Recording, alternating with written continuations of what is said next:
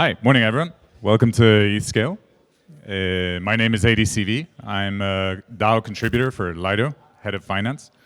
I run a company called Steakhouse Financial, which serves as the finance workstream for Lido. We've been doing that for 2 years. We also work with other DAOs like Maker. And I'm here to present a proposal that we posted a few days ago on the ETH research forums. We wrote it in collaboration with Artem from Cyberfund and two of my colleagues, Sonia and Danny, who are both also Lido DAO contributors. We wanted to make a contribution to the issuance debate, basically, of Ethereum. And the TLDR, so the link is available, the proposal is live, it's just an idea, a framework, more research is needed. The TLDR is fundamentally that in order to continue scaling, we have this sort of fork in the road, which the minimum viable issuance proposal sort of exemplifies, in contrast to maximally viable security. The TLDR is that it's going to be very difficult to understand how much security really needs in the future. And what minimum viable issuance aims to do is to provide more cost efficiency to the network. What maximum viable security proposes, on the other hand, is to not let the issuance be a constraint, but instead solve for maximum security in order to get maximum decentralization. So in other words, the proposal for maximum viable security on the forums is oriented around two axes. On the one hand, we have the way that we are thinking about this, which is oriented around three key principles. So Ethereum's goal of building a secure and decentralized system for everyone. The fact that a diverse staking economy is key to maintaining this security. And thirdly, that it's impossible, perhaps, to determine what future-proof level of security Ethereum may need in the future. In that context, no worries. In that context, when we look at the minimum viable issuance proposal, we believe that the assumption that Ethereum is overpaying for security today is flawed, and that framing a proposal as a way of targeting a specific application, in this case, namely LSTs, is similarly flawed because it overlooks many of the benefits that these players provide to the system. So coming back to the goal, the growth of Ethereum from sort of 0 to 400 billion today is remarkable. It's an enormous amount of capital and interest and developer interest and so forth. But for this to continue growing, secure validation is key. And in this context, sovereignty is crucial. And sovereignty is a very difficult word to pin down precisely. You might call it autonomy, for example. What autonomy means in the context of blockchain security is the ability to reach consensus independently of coercion from any outside actors. This is how sort of we understand it. But rather than coercion from, you might consider one specific state actor that's particularly hostile to the idea that people can transact independently of a state, we also consider gradual coercion that may be possible as more and more institutional capital flows into the system. So an example of this more recently is the European Securities, the European Securities ESMA, European Securities and Markets Authority, which is the European Union securities regulator, recently closed the public consultation process on a number of things, among which is the idea that MEV is a form of market manipulation and that validators should be regulated like broker-dealers. And you can take the charitable view and believe that the regulators in Europe are well-intentioned and they're just trying to protect users, but should these types of regulations emerge and be enforced, it would make it very difficult for validators in Europe to continue validating for Ethereum. And this is a type of gradual coercion that we believe will become more likely as new players enter the space. The underpinning of Ethereum's security is its diverse economy of stakers. So in this, we can obviously rank in terms of their contribution to decentralization, roughly speaking, sort of starting with solo stakers and ending with centralized exchanges. But we rank, for example, centralized staking providers, such as professional node operators, a little bit higher in this list, because a thriving and competitive market is ultimately also good for decentralization. So in our vision, a bad outcome for Ethereum security would be one where 2 or 3 centralized exchanges validate all of the ETH and provide all of the security, because they would make it extremely susceptible to even gradual coercion. But a good outcome, or a better outcome, would be 50 professional node operators staking in different countries, for example. And the best outcome is obviously if all of the stake were run by solo stakers in their backyard in different countries. But we can talk about the difficulties of this actually being feasible. So what we do in this proposal is we look at the state of the staking market today, and we try to project ourselves a couple of years into the future. So in this diagram, we have, broadly speaking, and sort of the numbers and the shapes are not to scale, but we have, broadly speaking, all of the different actors that are participating in Ethereum staking today. The single largest node operator at the moment is Coinbase, with about 4.3 million in stake. And what we do is we project ourselves to a future where a new massive inflow comes into the system. So if we take Bitcoin, for example, as a proxy, Bitcoin, with the approval of its ETFs, saw $15 billion of new net inflows come in from other players. And it's notable that 8 out of 11 of these US-based ETFs use Coinbase as their custodian. So if we, in our proposal, we try to map what that proxy looks like in the Ethereum space. And we try to model what the impact on staking would look like if a lot of this ETH were staked through Coinbase. And if we introduced a lower cap, let's say, on the total amount of ETH that can be staked. So this diagram is slightly more to scale. I'm showing here the idea that there's no future-proof level of security that's possible for us to estimate at this moment. The reason for this is you have this giant rectangle that represents approximately $400 trillion that are the global capital markets, a subset of the world economy, to be sure. It's just a part of it, but it's the idea is that a lot of this activity could move to Ethereum.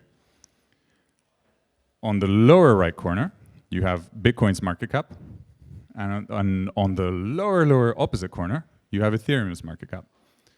And the idea of this slide is to simply illustrate that it's still extremely, extremely early, and we shouldn't be confident in the level of security that we have today because there's a lot of new inflow that could come from Larry Fink and his friends. And so the question that we ask is, what is the threshold for security that we need today? So if you look at, for example, the Bank for International Settlements publishes regularly statistics for capital flows that its members report. And they have a segment of fiat money transfers that they call large value payment systems. These are very large wholesale capital balances, usually between banks or between governments. And in the year 2022, the BIS data shows that $1.5 quadrillion moved among BIS reported members. And for context, the total volume, the total value of just stablecoin transfers on Ethereum in 2023 was less than 0.5% of this. So it's very, very difficult to imagine a world in which a large part of these transfers start coming into Ethereum and to believe that we can model accurately the security needs that we have based on the outlook of the staking market today. So what is the maximum viable security framework oriented towards? The easiest way to show is to contrast it with minimum viable issuance. With minimum viable issuance, you favor short-term value accrual, you favor minimizing value bleed and welfare loss. These are all laudable goals. You ask, how much could we reduce issuance to ensure staking efficiency and to ensure the efficiency of the staking market? You minimize costs, but ultimately you position Ethereum as competition on price, fundamentally. What we're proposing with our framework is to instead favor long-term value and to relax any constraints on staking efficiency in order to further incentivize the development of a decentralized staking economy. The flywheel, broadly speaking, looks like this. So you have one of the concerns of crypto economic security for Ethereum is what the market value of the Ethereum token is, because this directly affects what the cost from corruption could be. For example, a system that's more expensive to buy into becomes much harder to corrupt, even if the profit in that system increases as well. The flywheel that we propose is that actually this market value is not derived from scarcity or through minimizing the amount of ETH that comes into circulation, but instead from its security. One of the key differentiating features for Ethereum as a settlement layer is precisely the fact that no one entity runs it. So if you contrast it to, for example, the JP Morgan chain, users of the JP Morgan chain have to depend on JP Morgan as the counterparty, and they depend on JP Morgan validating the nodes. The rationale for using Ethereum is that you don't have to do that at all. And this is, in our postulation, where Ethereum's value comes from. In other words, Ethereum's market cap is an effect of its decentralization.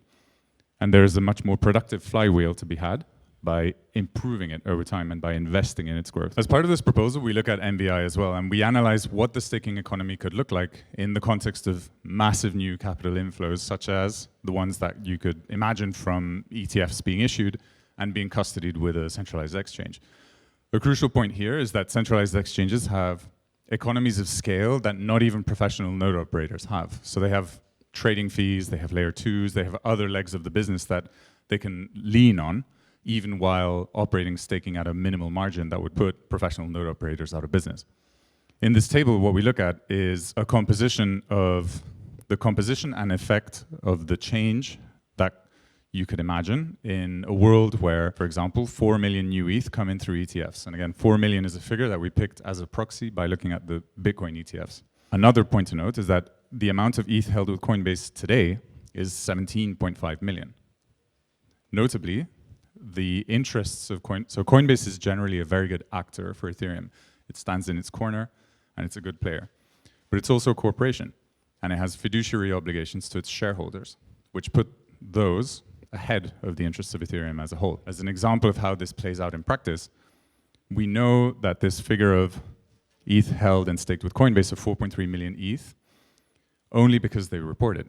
There's no way of actually determining how much ETH Coinbase stakes just from looking at the on-chain activity, unlike with an LST such as Rocket Pool or Lido. And again, notably, and to illustrate this point about fiduciary obligations being ahead of Ethereum, they stopped report. The only other way that we had to triangulate this amount and confirm it was by looking at their quarterly presentation, so once every 3 months. And in the most recent presentation, they stopped disclosing the amount of ETH they stake altogether, probably as a result of sort of minimizing the amount of competitive intelligence that they bleed. This is not, again, to stress that Coinbase is bad or evil or whatever. It's just that Coinbase is a company and they're doing what companies do. Another contribution that we make in the proposal is to model a comparative illustration of what the P&L would look like for a solo staker and for a professional node operator, such as a centralized exchange, before and after a cap on issuance. This is a very dense table, but what I will draw your attention to is to the profit figure at the bottom, where you have the payback period on the capex for a solo staker and for a professional node operator, and you have their level of profitability, both of which are directly affected by any changes in the issuance. The notable point here is that for a solo staker, the fixed costs of running a validator are substantially larger than for a professional node operator or a centralized exchange. We introduce a model where we change the issuance curve in line with the MVI proposal and assuming that all of this new ETH comes in and hits the stake limit. What you notice is that the relative profitability, the absolute profitability for the solo staker and the relative one as well, take a substantial hit to the point where it becomes almost like, why would you? There's barely any economic incentive left for the solo staker.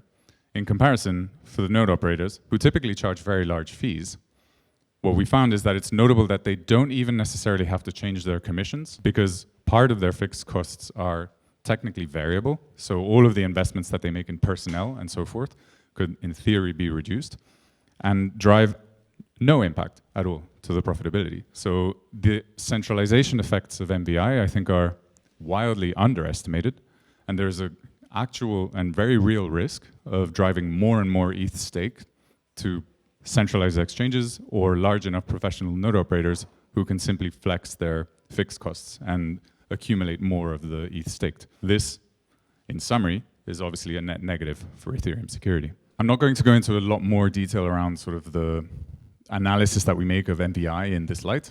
We've already started getting feedback from Ethereum Foundation researchers, and some of these are really good points. We'll reply to them on the forum shortly.